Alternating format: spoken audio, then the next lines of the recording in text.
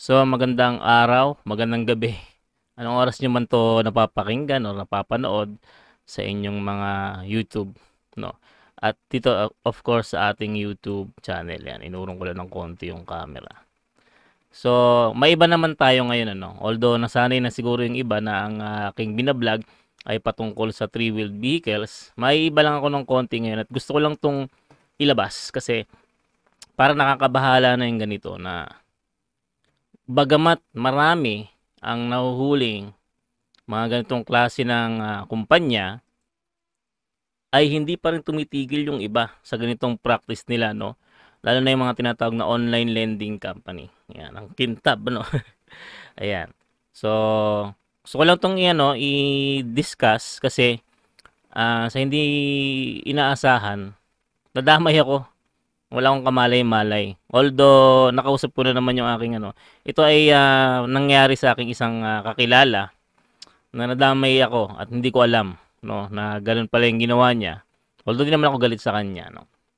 Naiintindihan ko naman siya sa isang bagay at okay na naman. Kaya lang na-surprise ako na akala ko yung mga napapanood ko sa balita noon ay ano lang, wala parang okay. Pero nung ito na, nung na-experience ko na sa akin na nangyari, ay may mga ganito pa talagang kumpanya, no, na kung maningil. I hope matigil na to at napakatindi. Grabe, no? Ganito na pala maningil ng mga pautang ngayon online. So, ang didiscuss ko lang sa inyo, isang matinding paraan ng paniningil ng isang nakakabit sa isang kilalang mobile wallet app. So, hindi ko na siya papangalanan, pero kilala siya, no? Yun. So, paano pa tayo magsisimula sa discussion na to? Nakatanggap kasi ako ng isang text isang araw, no? Papahinga ako dito sa bahay. Ito yung nakalagay, inform this person to pay, exclamation mark. Tapos tinapalan ko yung pangalan. Despite of several reminders through text and call, her loan balance is still in our system. It seems like she's not taking this seriously. Now this account will be reported for blacklisting. Yan. With his or her personal information, ID, face recognition, and contact references provided. We look forward from you. Thank you. So, nung una parang, eh, kung kailangan yung singilin yung taong to, bakit ako yung ini-inform ninyo? So, siguro, mas maganda i-forward. Personal na number yung ginamit, no? Hindi katulad sa mga ibang mga na 3 digit lang, 4 digit kan. Personal na number. So, akala ko mga joke-joke lang to, no, ng mga scammer. Kasi galat din yung mga scammer ngayon. Kaya nga ako sangayon ako dun sa SIM card registration. Pero chinat ko pa rin yung particular na tao. So, hindi pa siya nag-reply sa akin kagad. But before siya nakapag-reply sa akin, nagpadala kaagad ng text yung na to. Kung sino man tong online lending platform na to. Ayan. Ito na yung sumunod na text. Magandang araw. Ayan nakalagay. Sana nababasa sa ating video, no? Nais po naming humingi ng tulong para maabisuhan of course, sinapala ko yung pangalan.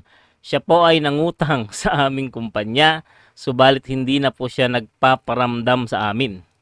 So, ewan, baka siguro ginawa na nila lahat ng pwedeng magawa nila, contact, tawag, text, ganun. Hindi daw nagpaparamdam. Kung maaari lang po ay sabihan niyo siya na matutong magbayad magbayad ng utang kung ayaw niyang ipa-report namin siya sa hindi niya pagbalik ng pera. Maraming salamat po. Nagtataka na ako kasi sabi ko, bakit ako yung tinitext, no? At ako yung kinukulit. Meaning, kilala ko yung tao, no? Pero wala naman siya sinabi sa akin na ganito, ganyan. Tungkol sa Kaya nagulat na lang ako, no? Ako yung kinukulit ng online lending app na ito. Masabihan ko daw siyang magbayad. So, tinenta ko.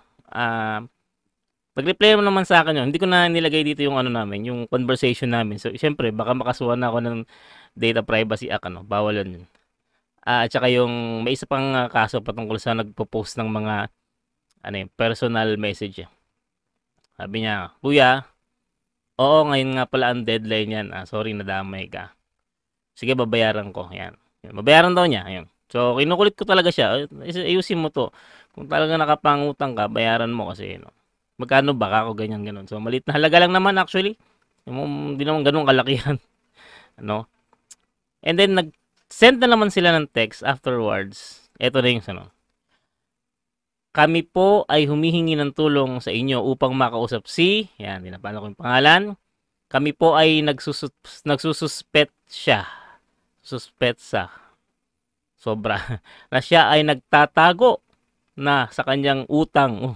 Matindi na, nagtago na sa utang. Nangako na magbabayad pero hindi na makausap. You are one of the contact references of our client. So yun na, lumabas na ginawa akong reference nung aking kakilala. So sinabi ko sa kanya, bakit kinastigo ko siya. Bakit ginawa mo akong reference nang hindi ka nagpapaalam sa akin? Alam mo bang may kaso yan, kako? So, etc. etc. So, nakastigo ko naman siya, babayaran naman daw niya na. So, hindi po kami ang scammer. Siya po ang nakakuha ng pera sa aming company at hindi na siya makausap. Pakiusap, wag niyong konsintihin. Aba, lumalabas, kinukonsinti ko pa.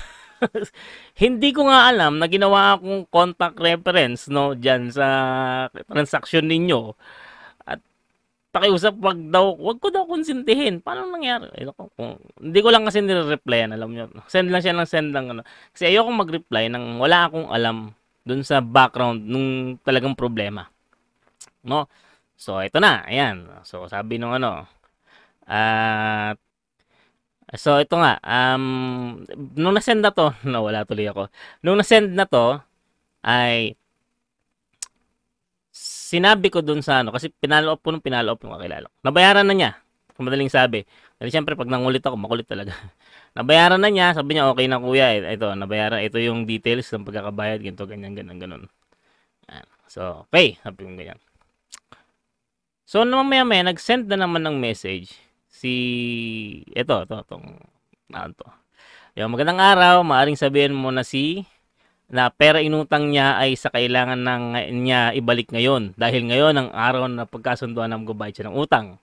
Nilagay kanyang garantor at ikaw ang hanapin kapag hindi namin siya mahagilap. Salamat po. Dito nagpantig ang aking parang visit to, parang gano'n. So sabi ko, isip-isip ko, di hanapin niyo ako at na magkaano tayo dahil kakasuhan ko kayo naman ng Data Privacy Act. Kasi ginamit nyo yung contact number na wala akong kaalam-alam. Personal information ko yan. So, dalawa kayong makakasuhan. Nagkataon. So, sabi ko, kinulit ko ulit, di ba binayaran mo na, hindi pa sila tumitigil. So hindi, okay na kuya, bayad na daw. So, lumipas ang isang araw, wala nang nangungulit sa akin. After, yan, lumipas isang araw, nag-send na naman ulit sila ng message. Ito yung sinend nila. Mangutang, tas pangalan, no? So, ito nakalagay. Ganyan ba talaga ugali ng taong yan? Aba, galit na. Kaya hindi na rin siguro nakakapagtaka na sa online lending siya nagungutang at hindi sa kaibigan o kamag-anak niya kasi hindi siya marunong magbalik ng maayos kaya walang gaganahang magpautang diyan. Ang pangit niya umutang. Ang pangit mo din kabanding, pre. Hindi pa marunong sumugot sa tawag at di marunong gampanan ang obligasyon niya. Kaya agad-agad kinonta ko yung kakilala ko. Sabi ko, kala ko bayad na. Oo, kuya, bayad na yan. Sabi ko, ba't nagsisend pa ng ganito ako? Hindi ko rin po alam eh. Sabi niya gano'n. Pero bayad na yan, kuya. Wala nang problema dyan. Nabayaran na yan. Nung nakaraang pang nag-usap tayo. So ako, kampante na. Sabi ko, baka hindi pa nila nakikita sa system nila, no? Na ganun-ganyan nga. Pagkatapos ito, nag-send ulit sila ng another message. At ito yung message na sinend nila. Ayan, dear contact reference, pakipaalala kay blank. Ayan. Tinatawagan pero hindi siya sumasagot. Pakisabihan na magbayad ng utang at sumagot ng mga tawag at text namin para hindi na din namin kayo kinukulit dahil siya ang nagbigay ng karapatan na kayo ay hanapin or tawagan kapag hindi namin siya makausap. Gusto kong sagutin itong araw na to. O siya nagbigay, bakit humingi ba siya ng karapatan sa akin?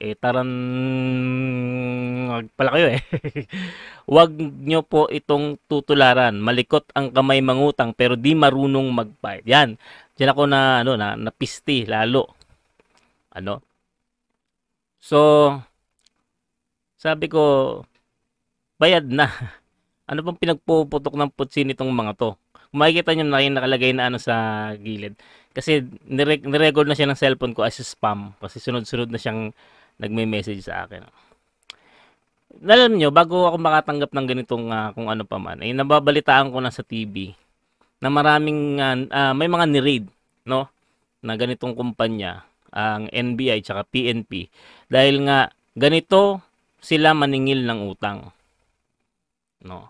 Ang akala ko noon nangyayari lang ito sa isang lending app na hindi masyadong pamilyar, gano'n, something like that. Kasi may mga kakilala na ako nito, ganito rin eh, no? Tapos naibigay nila sa akin naibigay nila yung contact number ko rin. Hindi rin naman nagsasabi. So, hindi na yung first time. Although, first time kong masenda ng mga ganitong message. Akala ko noon sa mga online lending app na hindi kilala nangyari ito. Kasi kinulit ko yung kakilala ko. Sabi ko, saan ka ba nangutang? Dito lang po kuya sa ganito, sa ganyan. So, kilalang online mobile wallet app yung inutangan niya. So, as I research, no, yung nagpapautang under ng kanilang application ay third party. Ibig sabihin, isang klase ng kumpanya. Therefore, ang nag-aasikaso ng pagsisingil sa kanila ay yung third party rin, lumalabas. Hindi ko alam kung alam ito nung mobile wallet app na yun, na ganito maningil yung kanilang partner. Kasi, unang-una, ito po ay bawal sa batas. Marami ng online lending na ni-raid ng PNP at NBI dahil ganito sila sa customer. Ano? Although, may utang nga yung customer sa kanila. Pero pinagbabawal naman ng batas ang ganitong klaseng paniningil. Lalo na yung paggamit ng numero o pagte-text doon sa mga numero na ginamit na contact reference. Especially wala silang alam. Ito yung nakalkal ko kanina sa isang balita. Yan, sa TV Patrol. Mga bawal gawin ng mga online lending companies. Yan. Una-una pag-access sa contact list ng mga nangungutang. Yan. So wala kayong karapatan kung nanonood man kayo online lending app na mag-access sa contact list ng mga nangungutang. Kaya yung ginawa nyo sa akin pagte-text, wala kayong karapatan doon. Bawal 'yon. Pagpo-post ng personal at sensitive na impormasyon ng mga nangungutang sa internet. So hindi pa naman 'yan nangyari. Pagbabanta napapatayin o sasaktan kapag hindi nagbayad. Kasi nga yung mga nagiging problema ngayon ng mga ibang online, pag nagbabantaan, magpapadala daw ng bulak ng patay, ganito ganyan, etc. Pagmumura sa paniningil. Ayan.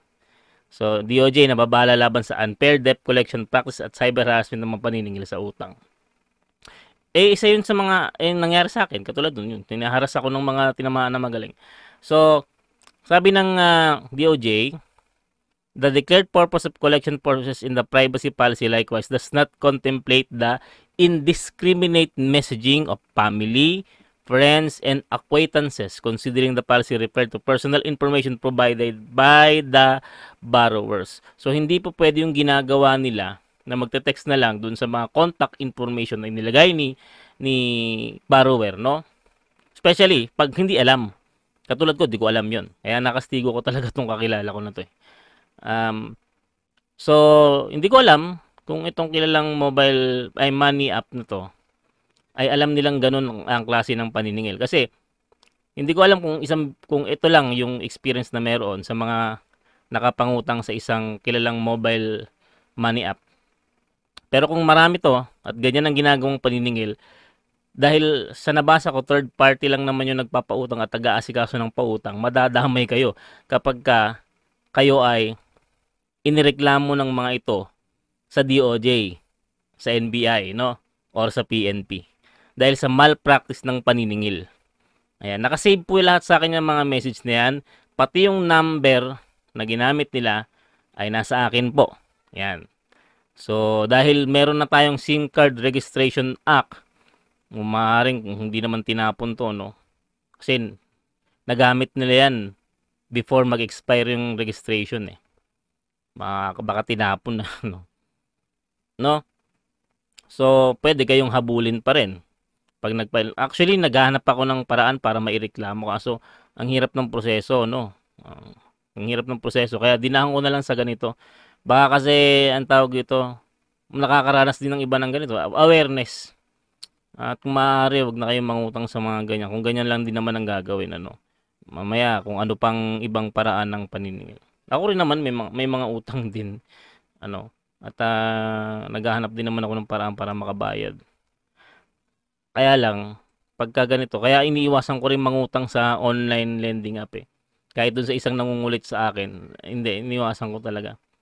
Kasi nababalitaan ko nga mga ganito. Sana ano, masolusyonan to ng itong sikat na mobile wallet app na to. Kasi madadamay kayo sa ginagawa nung kapartner kung hindi nyo alam na ganito ang practice nila. Okay? So yun lang. You know what to do, mga kakuya Dens. Pasensya na, ibang atake ng ating vlog ngayon. Nagano lang ako, discuss lang ako kasi matagal kong kinikimkim to at hindi ko alam kung paano to irereklamo. No, first time kong may nang ganito sa akin. No. Ang isang na-experience ko dati, yung tumatawag na nagpapakilalang iniimbitahan ka namin sa ano sa presinto namin. Bakit ako imbitahan? Ginawa ko. Okay? So, you know what to do, mga kuya Dens, yung mga nakasubscribe na, like our videos and share para sa awareness na rin ng ating mga kuya Dens. And sa mga hindi pa nakasubscribe, pasubscribe na lang po ng ating channel. Kuya Dens, papasalamat at mag-iingat sa inyong pangungutang online. Salamat kuya Dens.